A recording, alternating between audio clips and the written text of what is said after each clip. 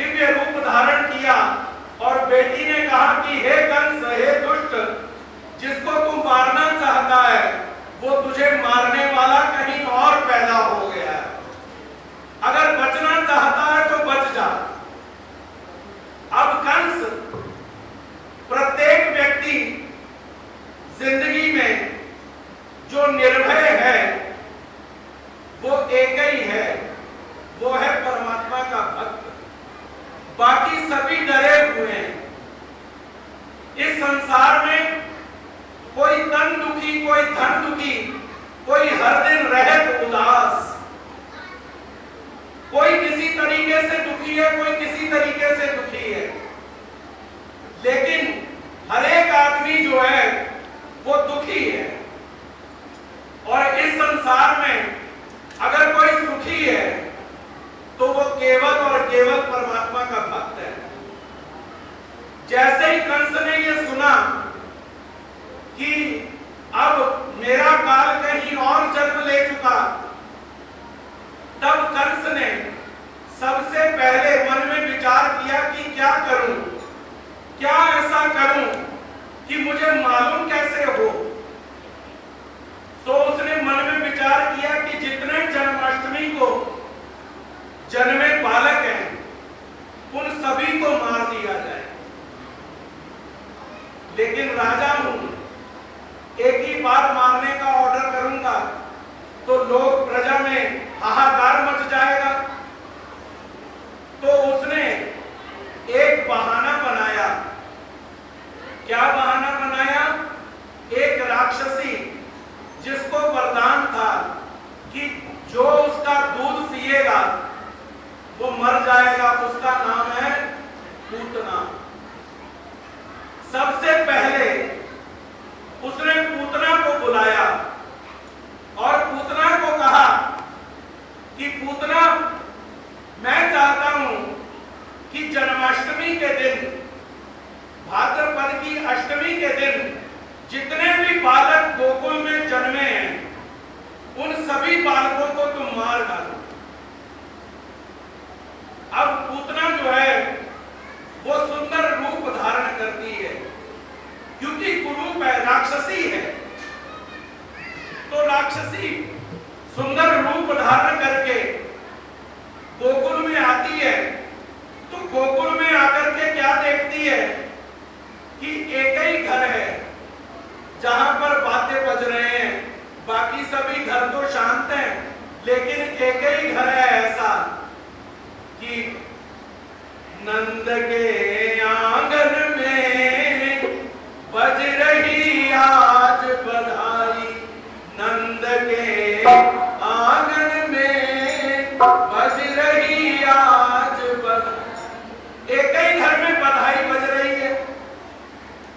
तो पूतना जो है वो सुंदर रूप धारण कर नंद बाबा के यहां आई और माता यशोदा को कहने लगी कि यशोदा माता, मेरे को वरदान है कि जो बालक मेरा दूध पीता है वो बालक बलशाली हो जाता है, वो बालक पराक्रमी हो जाता है।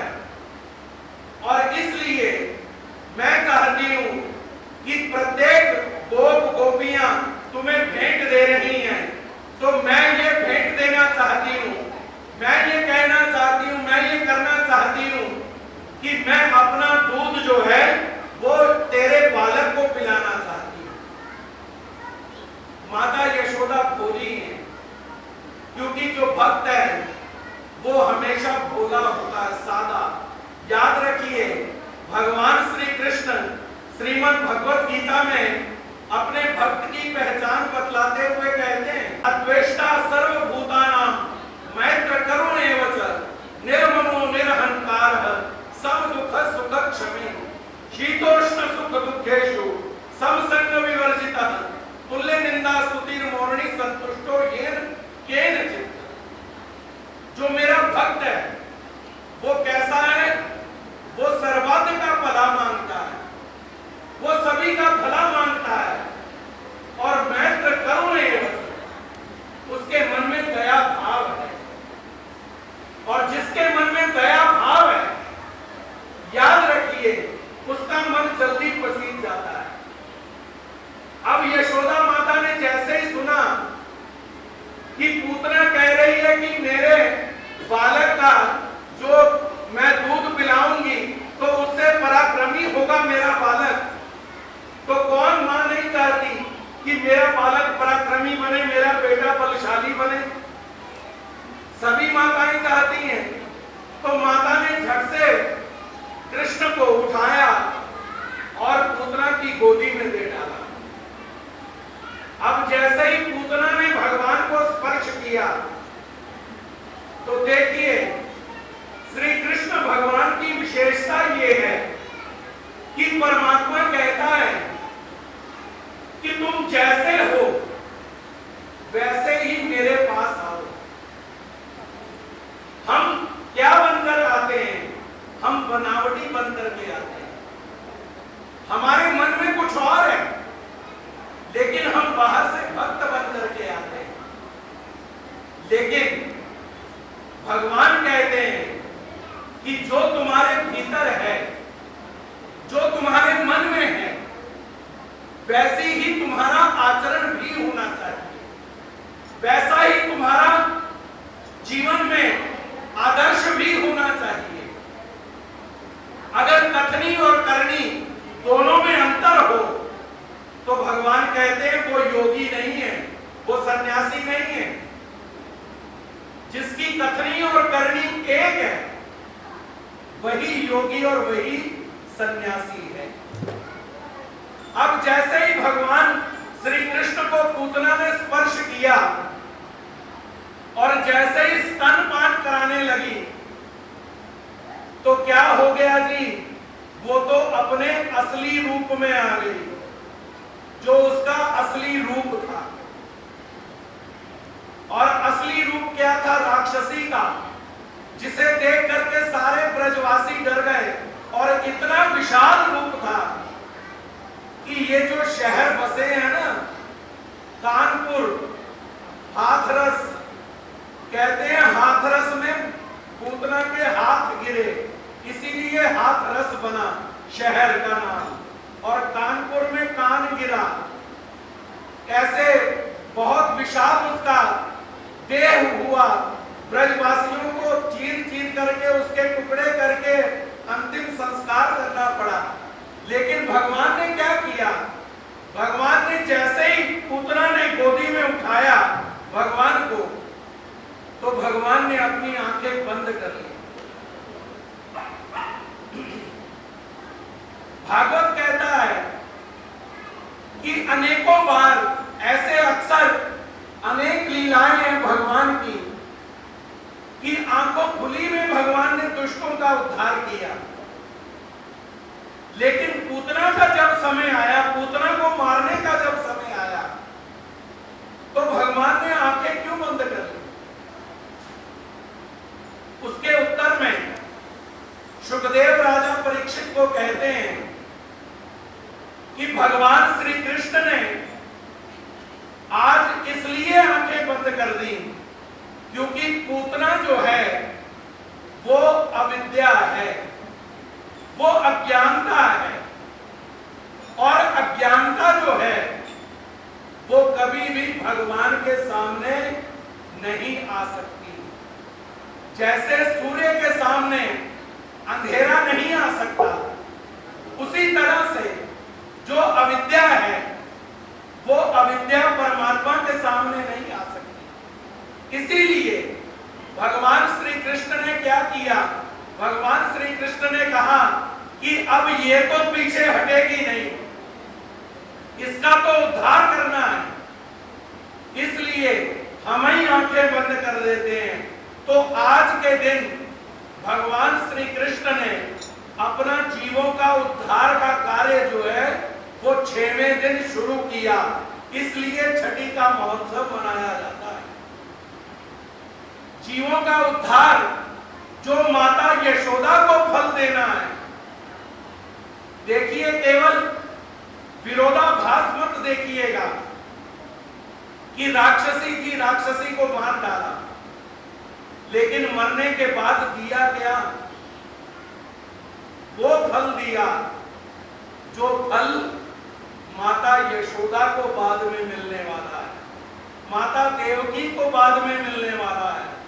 वो फल परमात्मा ने पूतना को आज ही दे दिया, मातृत्व का फल दिया, माता होने का फल दिया। परमात्मा ऐसा दयालु है कि उसकी नजर जिसके ऊपर पड़ जाती है, नजर पड़ने मात्र से जीव का कल्याण हो जाता है। और हमारे साधन दाता भगवान श्री चक्रधर महाराज इसी तरह से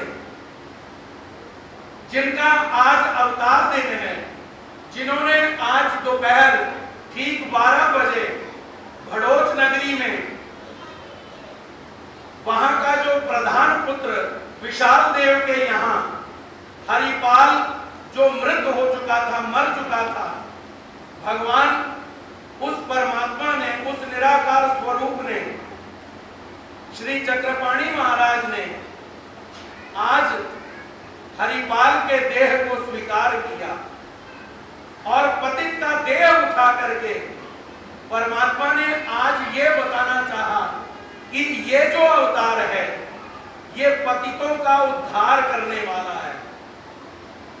पशु जीते जी सेवा कमाते, मरने के बाद भी काम आते, तेरा ये जिस्म मर कर किसी के काम आने के काबिल,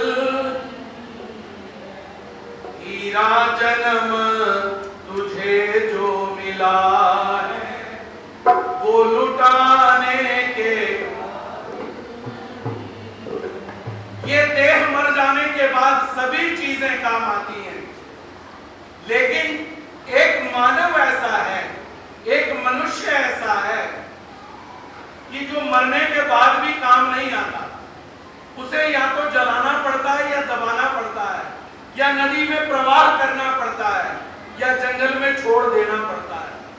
किसी ना किसी तरीके इस शरीर को खत्म करना पड़ता है, ये शरीर काम नहीं आता।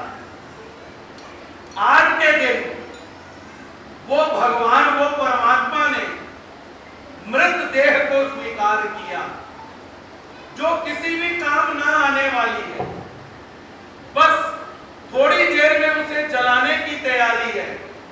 ऐसे में वो परमात्मा को दया आई और सच्चिदानंद घन आनंद कंद परमात्मा उस मृत देह में प्रवेश कर गए और परमात्मा श्री चक्रधर अवतार के रूप में उठ करके परमात्मा ने ये सिद्ध किया कि मैं किनके लिए हूं, जो अब किसी के नहीं, उनके लिए मैं हूं। किसी ने कहा कि परमात्मा अनाथों के नाथ हैं, वो दयालु हैं, वो शरणागत वत्सल हैं। भगवान कहते हैं कि बिल्कुल परमात्मा अनाथों के नाथ हैं, लेकिन पहले जीव अनाथ तो होकर के आवे। जीव ने तो अनेक आश्रय ले रखे हैं, जीव ने तो अनेक आश्रयों को पकड़ रखा है, और जब तक अनेक आश्रयों को पकड़ रखा है तब तक वो भगवान को कैसे, भगवान उसे कैसे पकड़ेंगे। आप देखिए द्रौपदी, वो जब तक पांडवों को बुलाती रही, जब तक अपने भीष्म पितामह को बुलाती रही, गुरु द्रोणाचार्य को बुलाती रही, धृतराष्ट्र को बुलाती रही, तब तक भगवान आए। और आखिर में जब उसने दोनों हाथ ऊपर कर दिए और कहा कि प्रभु अब मैं तुम्हारी और तुम मेरे हो, अब मेरी लाज बचाना तुम्हारा काम है, तो भगवान ने तत्क्षण देर लगाई। द्रौपदी ने भगवान को उलाहना दिया कि प्रभु मेरी लाज जब लुट रही थी तब तुम पहले भी तो आ सकते थे, पहले क्यों नहीं आए। भगवान श्री कृष्ण ने द्रौपदी को कहा कि द्रौपदी पहले तुमने मुझे याद ही नहीं किया, जब तूने मन से मुझे याद किया, जब तूने ये सोच लिया कि मैं जैसा हूं तुम्हारा हूं, और जब तुमने अपना आप भी छोड़ दिया, तब मैंने आने में देरी नहीं की। उसी तरह से भगवान श्री चक्रधर महाराज भी कहते हैं कि परमात्मा अनाथों के नाथ हैं, लेकिन जीव पहले अनाथ बनकर के तो आवे। और ये दो आंखें जो है ना जी, ये बड़ी महत्वपूर्ण है परमात्मा की।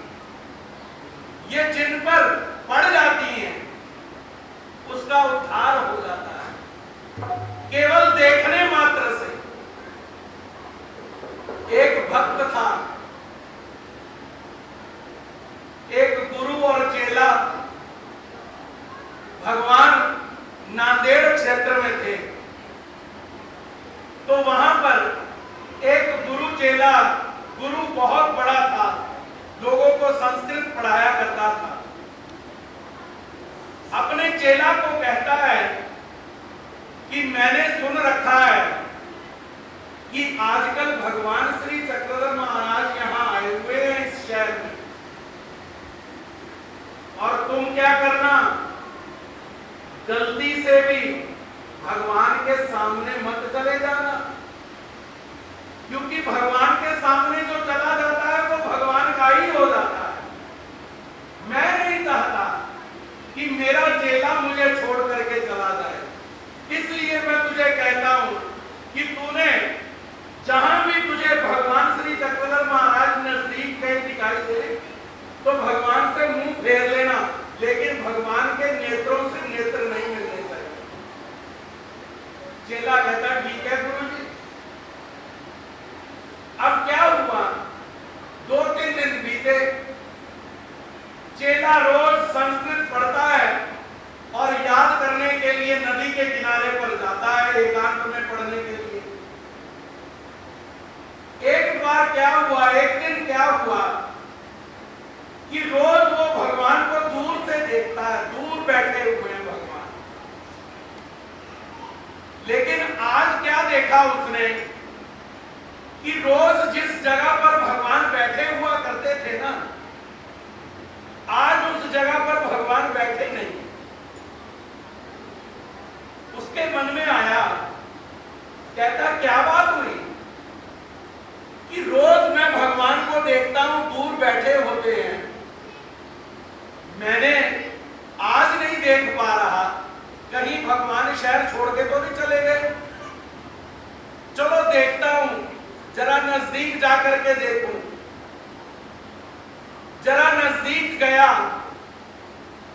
एक वृक्ष के नीचे भगवान, थोड़ी सी जगह ऊंची नीची थी, महाराज नीची जगह पर बैठे हुए थे, और जैसे ही वो वहां पर गया तो नजर से नजर मिल गई, और जैसे ही नजर से नजर मिली भगवान ने उसे सुखानंद प्रदान कर दिया।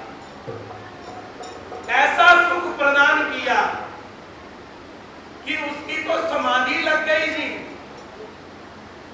और जो वो संस्कृत पढ़ता था वो वेदों की संस्कृत पढ़ने लगा। तो क्या हुआ, थोड़े दिन बीते, आगे चल करके दशहरा आया, भगवान ने उसे मना किया। थोड़ी देर के बाद जब सुखानंद कम हुआ तो भगवान शर्त रखते हैं, भगवान कहते हैं जो तेरे को सुख मिला ये सुख किसी को बताना नहीं कि मेरे को भगवान श्री चक्रधर महाराज से सुख मिला है। अगर तेरा गुरु भी पूछे तो भी उसे नहीं बताना कि श्री चक्रधर महाराज से मुझे सुख मिला, वो डांटेगा तुझे। तू क्या कहना कि आप ही से मुझे सब कुछ मिला है। वो कहता ठीक है जी। अब थोड़े दिन बीते, दशहरा आया। दशहरे वाले दिन सभी लोग अपने अपने शस्त्रों की पूजा करते हैं। जो शस्त्र वाले हैं शस्त्रों की पूजा करते हैं, जो शास्त्र वाले हैं वो शास्त्रों की पूजा करते हैं। तो गुरु ने अपने चेला को कहा कि बेटा जाओ फला फला जगह पर हमारे ग्रंथ पड़े हुए हैं, जाओ वो ग्रंथ लेकर के आओ। वो चेला गया। अब उसे सुखानंद था क्योंकि भगवान से उसे शक्ति प्राप्त हो चुकी थी। जितना समय लगना चाहिए था उससे पहले ही वो किताबें लेकर के वहां पर पहुंच गया। गुरु को बड़ा आश्चर्य हुआ। गुरु कहता है कि 4-5 घंटे लगने चाहिए थे, ये तो 1 घंटा में ही पहुंच गया।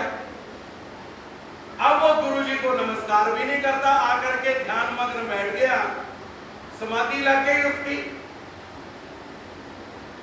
रात को जब गुरु सोया तो उसकी जो आराध्य देवता है वो नरसिंह की पूजा किया करता था गुरु।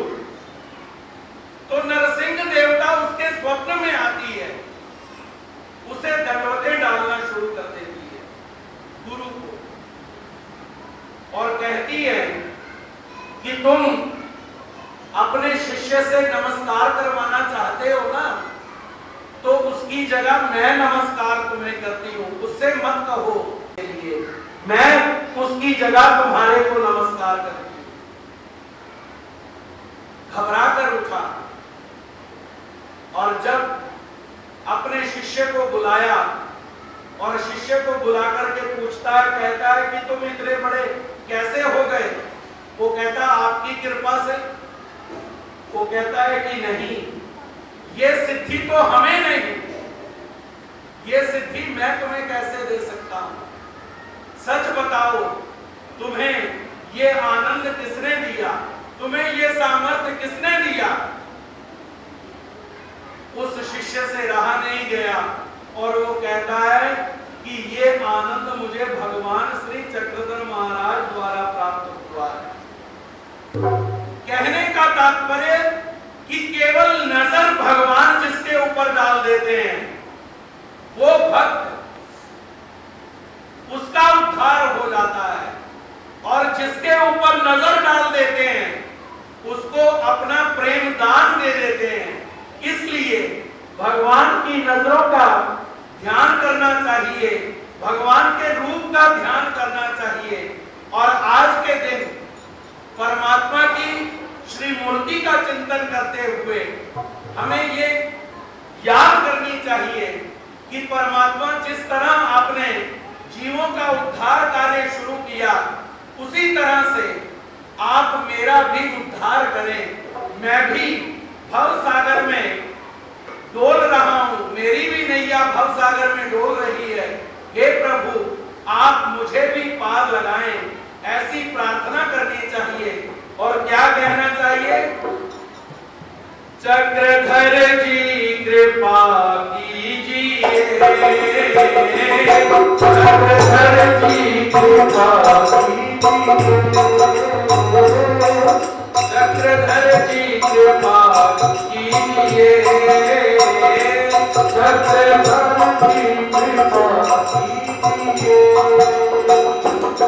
चरणों में बिठा लीजिए,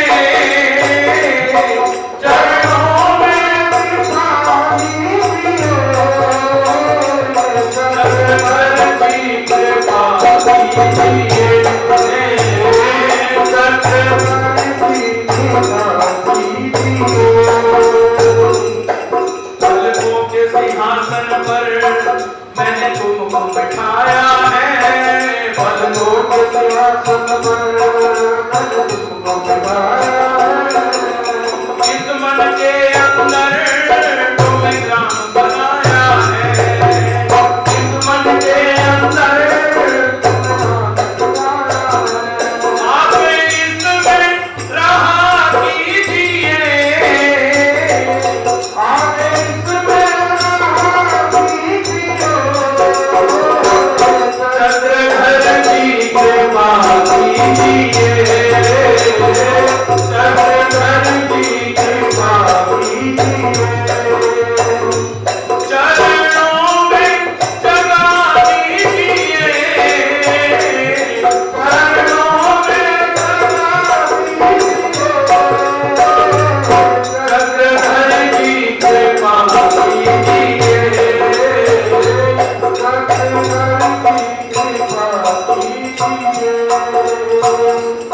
पहले भी व्यर्थ हुआ कई बार मेरा जीवन, पहले भी व्यर्थ हुआ कई बार मेरा जीवन, मैं तोड़ नहीं पाया मोह माया के बंधन, मैं तोड़ नहीं पाया मोह माया के बंधन, मैं तोड़ नहीं पाया मोह माया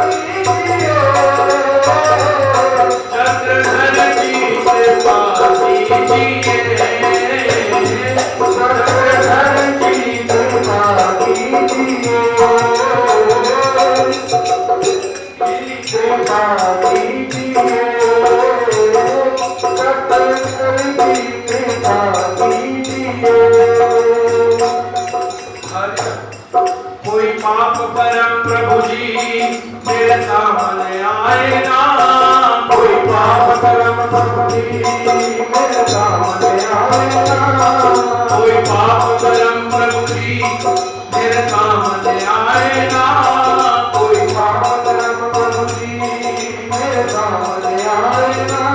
जब जब तेरा भजन करूं माया सताएगा, जब जब तेरा भजन करूं माया सताएगा। सच्ची भक्ति का बल दीजिए, सच्ची भक्ति का बल दीजिए,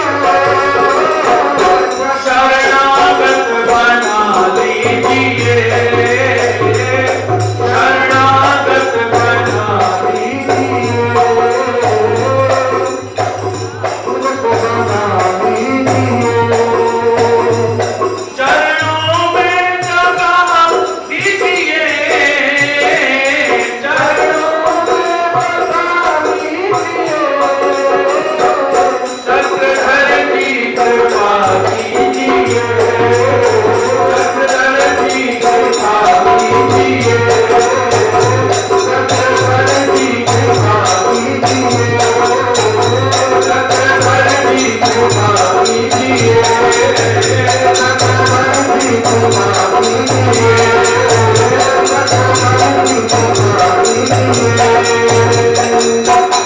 गोपाल कृष्ण महाराज की जय।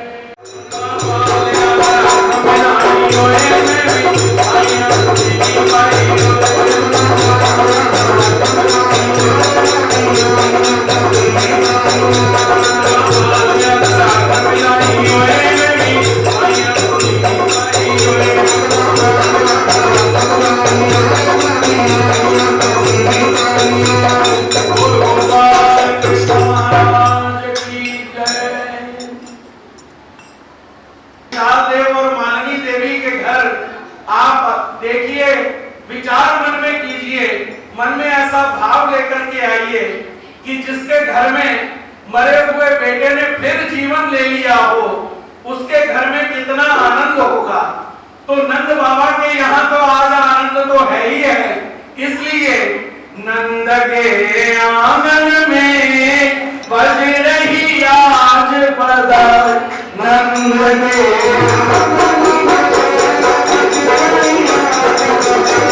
नंद के आंगन में बज रही आज बधाई, नंद के आंगन में आज बधाई।